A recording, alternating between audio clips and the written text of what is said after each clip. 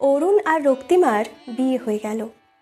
গরিব ঘরের মেয়েটাকে এক কাপড়েই নিয়ে যেতে চেয়েছিল ইঞ্জিনিয়ার স্বামী, কিন্তু আত্মসম্মানের খাতিরে তাতে রাজি হননি রক্তিমার বাবা। যৎসামান্য আয়োজন করেই মেয়েকে বিদায় দিতে চেয়েছেন তিনি। কিন্তু বিয়ের দিন পাত্রপক্ষের দুঃসম্পর্কের এক জেঠিমার মুখে মাংসের নুনটা খুব বেঁধেছে, তাই সে যাওয়ার আগে হাসাহাসির ছলে রক্তিমাকে কয়েকটা কথা শুনিয়ে গেল।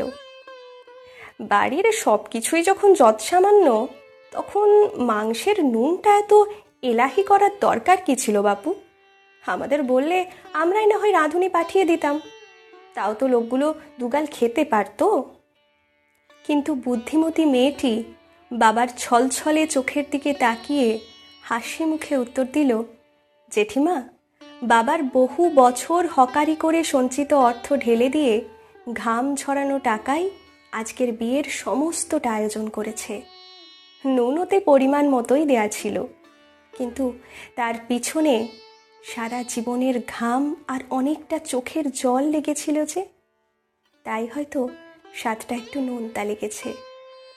সত্যিই তার বাবা তার উত্তর শুনে হাউমাউ করে কেঁদে উঠল, আর সেই জেঠিমাও হাঁ করে মুখের দিকে তাকিয়ে রইল, আর কিছু উত্তর দিতে পারল না। আর অরুণের বাবা অরুণের পিঠ চাপড়ে বলল, সত্যি ভাগ্য করে বউ পেয়েছিলি বেটা। এইরকমভাবেই দিনের পর দিন বহু বাবা নিজেদের সর্বস্বটুকু দিয়ে অন্যের বাড়িতে সুখী থাকতে পাঠায় তার মেয়েকে। তাই মাংসের ঝোলটা যদি একটু নোনতাও হয়, একটা দিন না হয় মুখ বুজে খেয়েই নেবেন। তবুও সেখানে ত্রুটি খুঁজে দু কথা শুনিয়ে নিজেদের ছোট করবেন না।